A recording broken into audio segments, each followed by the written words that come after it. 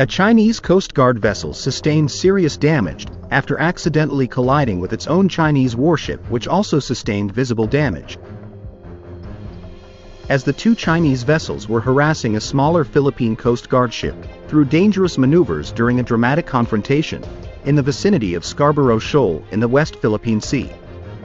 The Philippine Coast Guard said the collision happened at 8 a.m. after the Chinese Navy and Coast Guard vessels conducted maneuvers against the BRP Suluan and used a water cannon, which the Philippine Coast Guard ship vessel successfully evaded.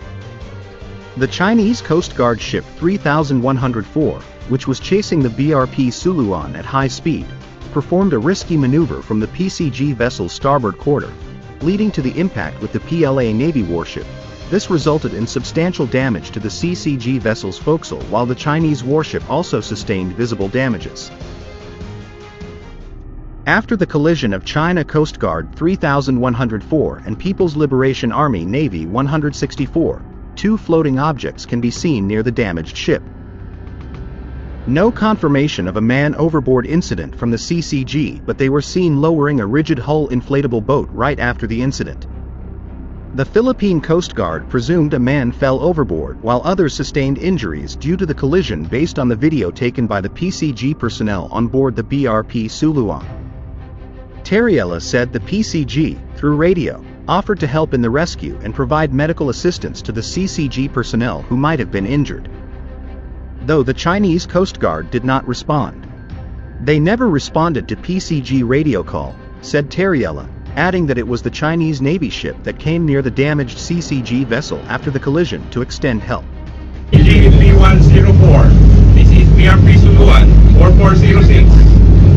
This is the Philippine Coast Guard vessel. Should you need any assistance, we have medical personnel on board. Should you need any assistance, we have medical personnel on board. I repeat, should you need any assistance, we are willing to provide assistance. Over. According to Ray Powell, the Chinese vessels conducted a search and rescue operation at the Scarborough Shoal.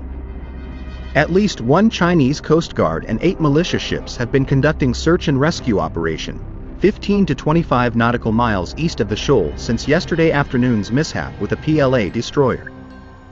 The damaged vessel, CCG 3104, has been AIS dark since before the incident. The People's Liberation Army Navy destroyer continued to pursue BRP Suluan for an hour after the incident yesterday, August 11, 2025, leaving the damaged China Coast Guard vessel behind. The disabled ship was later approached by another Chinese naval vessel. A Philippine Coast Guard Islander aircraft was also spotted in the area following the incident. The Chinese began tailing the PCG and the BFAR vessels at 6 a.m. 2 hours later, some 10.5 nautical miles from the shoal where the collision occurred. The other Philippine Coast Guard ship involved in the mission, the BRP Teresa Magbanua, escorted the dozens of Filipino fishermen waiting nearby to a secure location so the supplies could be distributed. Terriella said there is a possibility the Chinese would distort facts to blame the PCG for the incident. The Chinese Coast Guard, in its own statement, accused the Philippine ships of intruding under the pretext of delivering supplies to fishing boats. The Philippines sent multiple Coast Guard and government vessels, under the pretext of delivering supplies to fishing boats, to forcibly intrude into waters near China's Huangyan Dam, despite repeated dissuasion and warnings from the Chinese side. The Philippines' moves seriously infringed upon China's sovereignty and rights and interests, and seriously harmed peace and stability at sea. China has taken necessary measures in accordance with the law to protect its territorial sovereignty and maritime rights, which are reasonable and legal. The China Coast Guard, in accordance with the law, took all necessary measures, including tracking, monitoring, blocking, and controlling, to drive the Philippine vessels away. The facts once again prove that the Philippines' deliberate infringement and provocation at sea are the root causes of the escalating tensions. China urges the Philippines to immediately cease its infringing provocations and not to challenge China's firm determination to safeguard its legitimate rights and interests. On-site operations were conducted in a professional, standard, and lawful manner. China Coast Guard spokesperson Gan Yu said in a statement, without mentioning the collision. What international observers are saying. Brent Sadler, a retired U.S. Navy captain and senior research fellow with the Heritage Foundation, on X. What comes next will be important as to how tensions play out.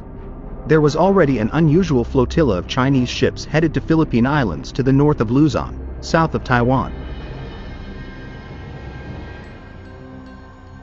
Beijing-based think tank of South China Sea Strategic Situation Probing Initiative, in an earlier report said that the South China Sea dispute is not simply a test of maritime law, but of whether international law can evolve beyond its colonial and Eurocentric foundations to accommodate a genuinely pluralistic global order.